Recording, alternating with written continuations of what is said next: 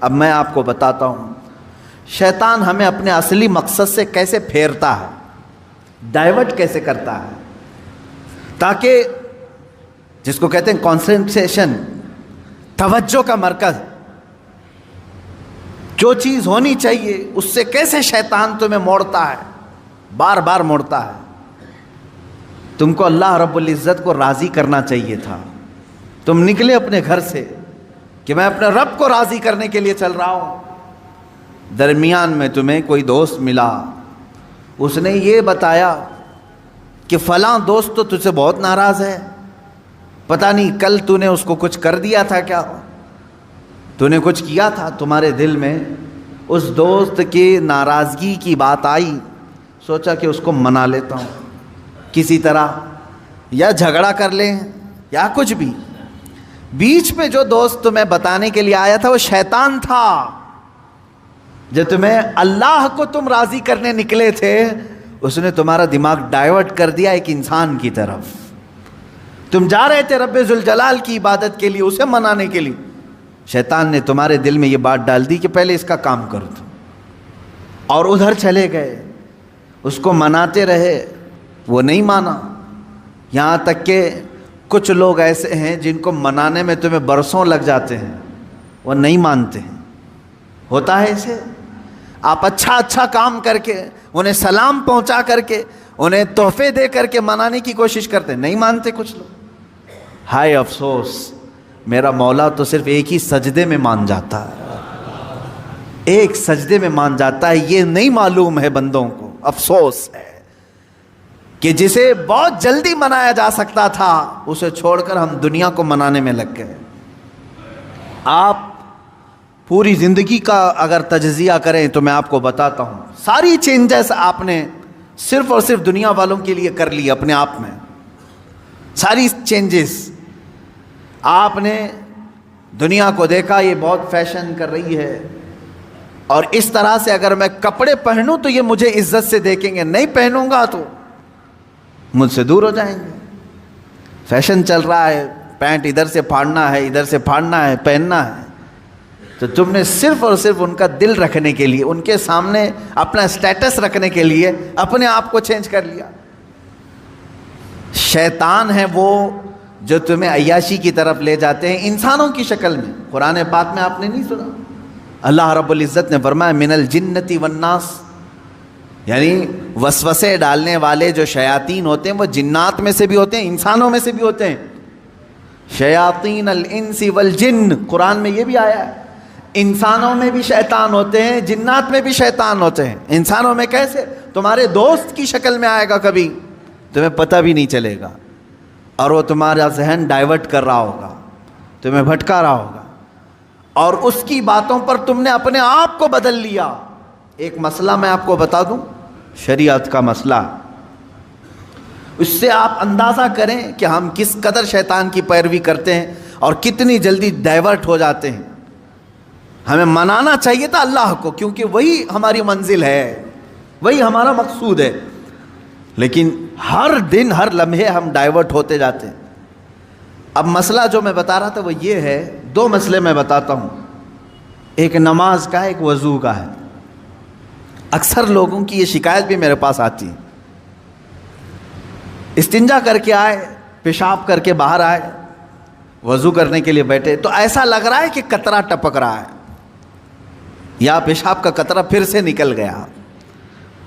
ایسے کئی لوگوں کو ہوتا ہے، پھر گئے وہ، پھر دھو کر کے آئے، پھر لگا کہ نہیں پیشاب کا قطرہ نکل رہا ہے، یہ اطمینان نہیں ہوتا کچھ لوگوں کو۔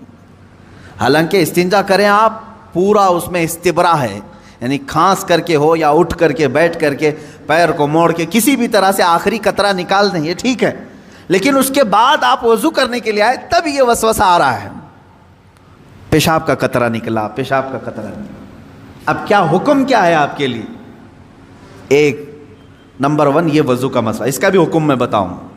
دوسرا مسئلہ سن لیں، نماز 4 رکعت ظہر کی پڑھنے کے لیے کھڑے تھے، یا 4 رکعت عصر یا عشاء کی، 2 رکعت پڑھے، تیسری رکعت میں کھڑے ہوئے تھے، اب شک ہونے لگا کہ دوسری ہے کہ تیسری ہے، تیسری میں کھڑے تھے، یہ شک ہونے لگا یہ چوتھی ہوگی کہ تیسری ہوگی.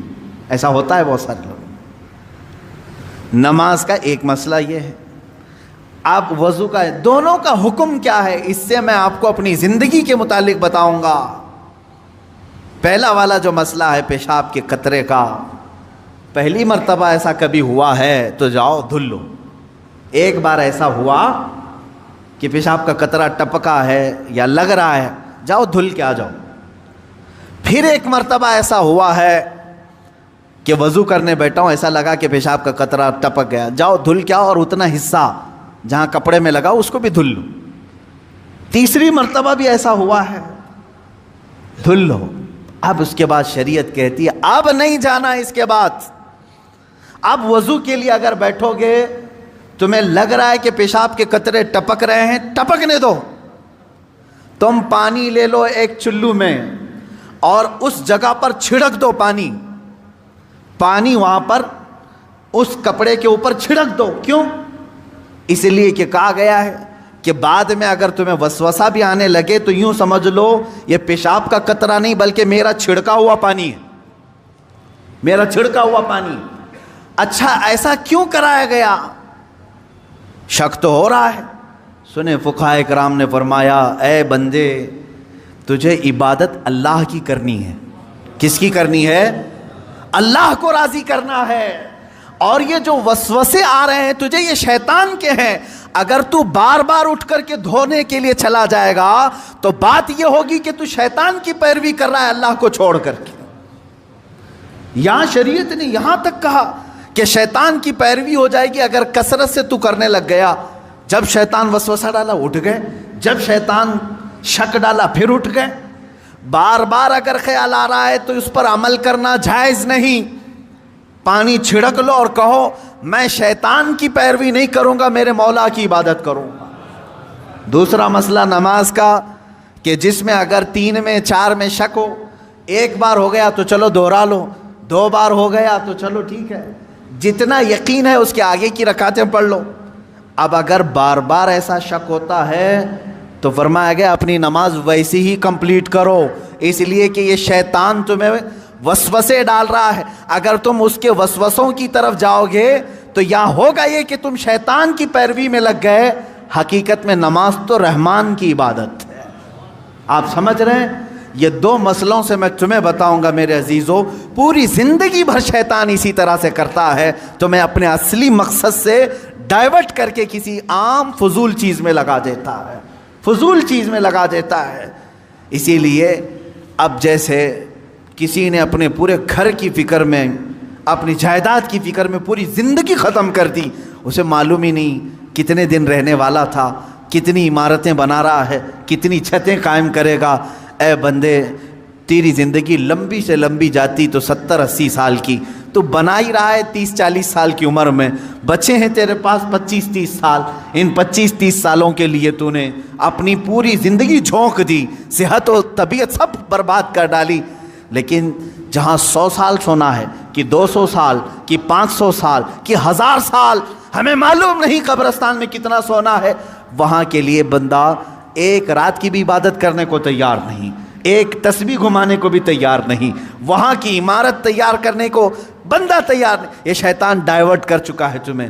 تمہاری اصلی منزل تو وہ تھی، تمہیں لگا دیا کسی اور کام میں، تمہیں لگا دیا کسی اور کام میں. عزیزان گرامی، اسی لیے تو شاعر نے کہا تھا آگاہ اپنی موت سے کوئی بشر نہیں، سامان 100 برس کا ہے پل کی خبر نہیں.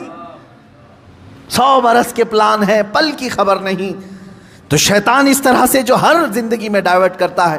اب میں آپ کو بتاؤں ایک چیز، جن چیزوں کو ہم سمجھتے ہیں کہ یہی کل ہے دنیا میں، نوجوان یہ سمجھتا ہے کہ ایک خوبصورت لڑکی مل جائے پوری زندگی ہے.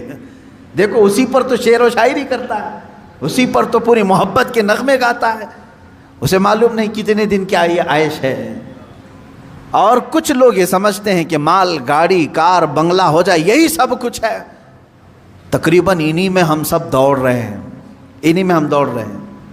ایک بادشاہ نے اعلان کیا کہ آج میری عنایتوں کا دریا جوش میں ہے، میں خوب عطا کروں گا.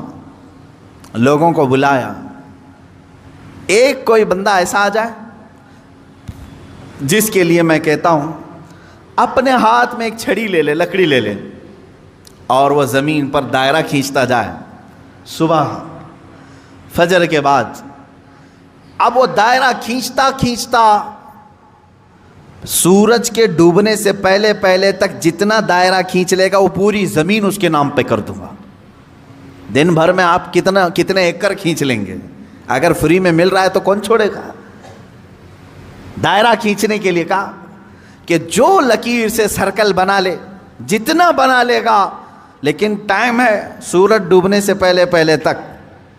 اس میں سے ایک وزیر یا ایک سپاہی آگے آیا اور اس نے اپنے ہاتھ میں چھڑی لے لی. بادشاہ سلامت مجھے اجازت دے دے. اور بادشاہ نے کہا کہ اگر سورج ڈوب گیا تو پھر ایک بالشت زمین بھی نہیں دی جائے گی, یعنی 1 فٹ زمین بھی نہیں دی جائے گی. ہاں, سورج ڈوبنے سے پہلے پہلے تک یہاں پر دائرہ مکمل کر. اب وہ نکلا چھڑی لے کر کے, لکیر کھینچتے کھینچتے. اسے بہت بڑی زمین چاہیے تھی, اتنی بڑی کہ اس سلطنت میں کسی کی نہ ہو. جب فری میں مل رہی ہے, کھینچتا کھینچتا وہ گیا, کافی دور تک چلا گیا. دوپہر ہو گئی, تھک گیا, کچھ دوڑا کچھ چلا. اب جب دوپہر ہو کر سورج ڈھلنے لگا تو اس نے سوچا واپس ہو جاتے, چونکہ جہاں سے میں دائرہ کھینچا ہوں وہاں تک لا کر کے لکیر کو ملانا ہے, اتنی زمین میرے نام پہ. اب واپس ہوا. اب یہ کتنے کلومیٹر کی زمین گھیرا تھا واللہ عالم. دوڑا تھا اس نے صبح سے لے کر دوپہر, نہ کھانا ہے نہ پانی ہے, دوڑ رہا تھا. دوڑتے دوڑتے سورج پیلا ہو گیا, عصر کا وقت آ گیا. اب اس نے دیکھا کہ بادشاہ کا محل اور سپاہی سب قریب نظر آ رہے ہیں. دل میں ٹھنڈک ہو گئی, میں پہنچ جاؤں گا. سورج کے ڈوبنے سے پہلے پہلے میرے بگننگ پوائنٹ جو ہے, جہاں سے سٹارٹ ہوا تو وہاں تک پہنچنا ہے مجھے. لیکن تھک گیا تھا, آزا جواب دے رہے تھے, نڈھال ہو گیا. شاید آدھا کلومیٹر یا 1 کلومیٹر باقی رہ گیا ہوگا, چلنے کی سکت نہیں رہی. لیکن باہر سے وہاں سے لوگ آوازیں دے رہے تھے, بہت لمبی زمین تو نے گھیرا ہے, اتنی بڑی زمین کسی کو نہیں ملی سلطنت میں, آ جا دوڑتے ہوئے. کچھ لوگوں نے ہمت دکھائی, حوصلہ دلایا, دوڑا اور تیزی سے دوڑا. پھر دوڑا, سورج ڈوبنے کے بالکل پاس میں آ گیا. سورج غروب ہونے کے لیے بس آدھا سورج اندر جا چکا تھا, اور اس کا پوائنٹ جہاں سے شروع کیا تھا وہ بھی قریب نظر آ رہا تھا, وہ بھی قریب نظر آ رہا تھا. دوڑا اور دوڑا, یہاں تک کہ اپنے اس پوائنٹ کے بالکل پاس میں پہنچا. لیکن سورج ڈوبا. کتنا باقی تھا؟ سورج ڈوبنے سے پہلے پہلے وہ اپنے پوائنٹ پہ پہنچ گیا. اس طرح کہ پیر اس کے ایک طرف, ہاتھ اس کے اس طرف, سو کر کے اس نے اپنی لکڑی آگے کی, پوائنٹ پر پہنچ گیا. اس کے بعد سورج ڈوب گیا. اب اس کی ہو گئی زمین, جتنا صبح سے لے کر دوڑا تھا اس کی ہو گئی زمین. لیکن جب قریب میں آئے, اٹھانے کی کوشش کی تو اس کا انتقال ہو چکا تھا. دن بھر ایسا دوڑا تھا کہ روح نکل گئی, اسی طرح پڑا تھا. اس کے پیر اور اس کے ہاتھ, اس کا ہاتھ کی موجود لکڑی اس پوائنٹ تک پہنچی ہوئی تھی, اور وہ وہاں مرا ہوا پڑا تھا, روح نکل چکی تھی. بادشاہ آیا, وزیروں کو کہا اٹھاؤ, اس کی قبر یہیں بنائی جائے گی جہاں یہ انتقال کیا ہے. اس کی قبر وہیں کھودی گئی. کتنے فٹ کا رہا ہوگا, 6 فٹ کا رہا ہوگا, جتنا بھی رہا ہوگا. قبر اس کی بنائی. بادشاہ نے ایک بہت تاریخی جملہ اس کی قبر پر لکھا, کہا کہ اس کو ضرورت صرف 6 فٹ کی تھی, دوڑا پورے دن بھر, اس کو اتنی ضرورت تھی, اور دوڑا اتنا کہ اپنی موت کے منہ میں چلا گیا, موت کے منہ میں چلا. یہی ہماری زندگی ہے آج, تقریباً اسی کی طرح ہم بھی کر رہے ہیں. اتنا دوڑ رہے ہیں, پتہ ہی نہیں چلتا کہ کہاں موت آ گئی. تمہیں ان تمام چیزوں کی ضرورت ہی نہیں تھی جس کے پیچھے پڑے ہوئے ہو. سب تو اللہ نے لکھ کر کے بھیجا ہے. ارے میاں تم اپنی ماں کے پیٹ میں 100 دن کے نہیں تھے, تب اللہ نے فرشتوں کو بھیج کر کے لکھوا دیا, اسے اتنا رزق لکھ دو, اسے اتنے اولاد لکھ دو, اسے اتنی خوشبختیاں لکھ دو, سب لکھا جا چکا ہے. جو ملنا ہے اس پر ہم پوری زندگی کیوں داؤ پر لگائیں؟ ہمیں تو اس مولا کو راضی کرنے کے لیے زندگی خرچ کرنی چاہیے. ہم وہ نہیں کر سکے.